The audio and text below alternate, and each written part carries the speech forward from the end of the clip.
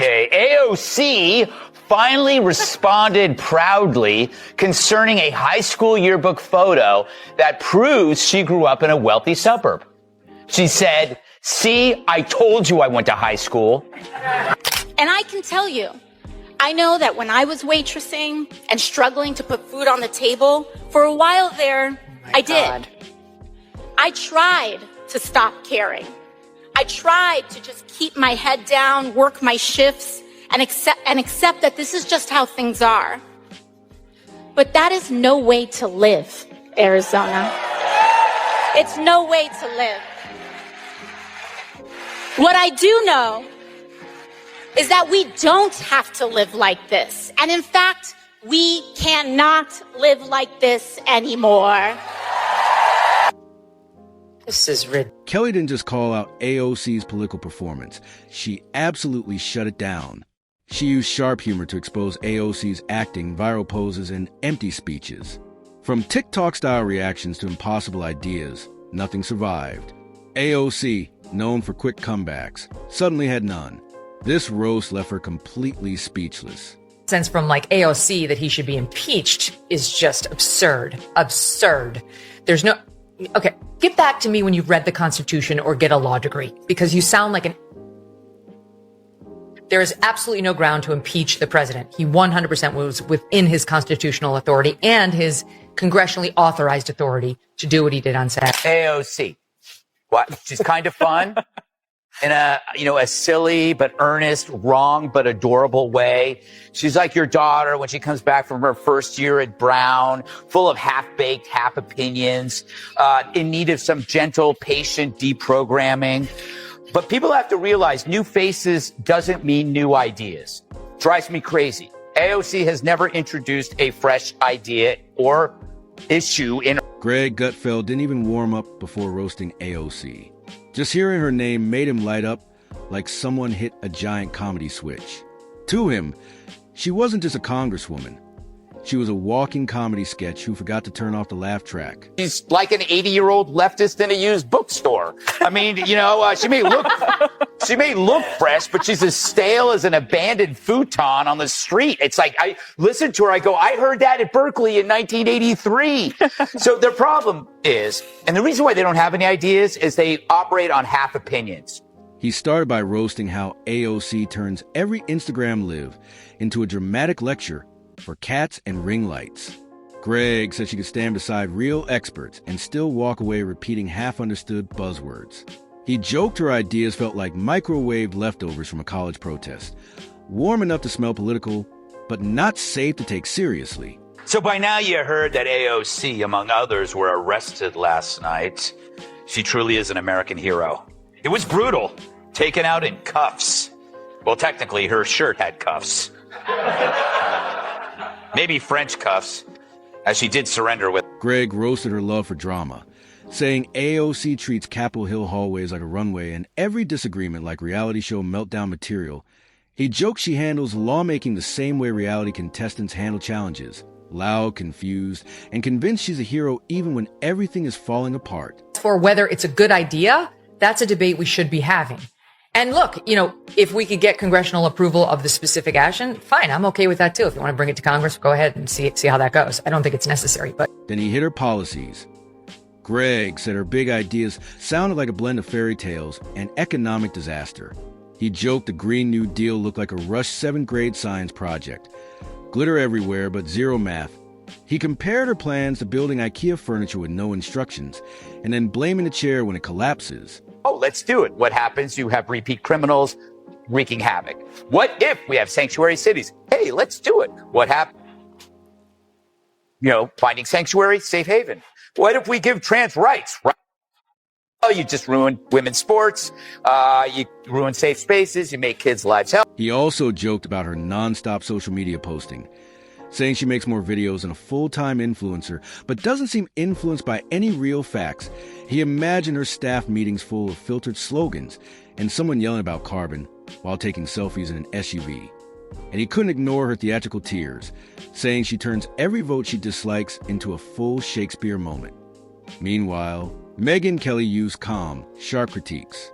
She peeled off AOC's image layer by layer, saying AOC talked like someone who skimmed a Wikipedia page and mistook it for a degree. Megyn said AOC speeches sounded like motivational posters that somehow got elected. Beautiful little town called Yorktown Heights in Westchester. It's not the fanciest of Westchester towns, but it ain't the Bronx by any measure. And the reason this is relevant is because a congresswoman who you may know as Alexandria Ocasio-Cortez has been telling us for years that she is from the Bronx. And recently she had a fight with President Trump over tweet, text, truth, whatever. And she played tough and said, "Oh, don't you mess with me. I'm a Bronx girl and we eat Queens." Kelly mocked AOC's habit of using moral outrage instead of real data. To AOC, every disagreement wasn't simple opinion. It meant someone was evil. Megyn said AOC acted like she never learned the world isn't made of heroes and villains because she was too busy staging another protest. Megyn added that AOC doesn't debate. She performs, arriving with a script and a spotlight. She joked, AOC treats press events like audition tapes and her climate talk like bumper sticker slogans. Megyn also pointed out AOC travels a lot for someone claiming to save the planet. But if her pants had cuffs, she would have pretended to be in leg irons too. But real handcuffs, not so much. But that didn't stop her from pretending. And I hate it when people do this to me. When I ask people to put on handcuffs and they say, "I'll just pretend I have them on," I'd be like, "Sure, and I'll pretend to pay." Megyn teased AOC for constantly mentioning her bartender past, turning it into her superhero origin story. She joked AOC might soon market the slogan, "From cocktails to Congress." Back to Gutfeld, he roasted AOC for treating every question like a personal attack. He said she handles criticism like a toddler denied candy, loud and absolutely sure she's the victim. He mocked how she claims to represent everyday people, but mostly talks to Twitter activists.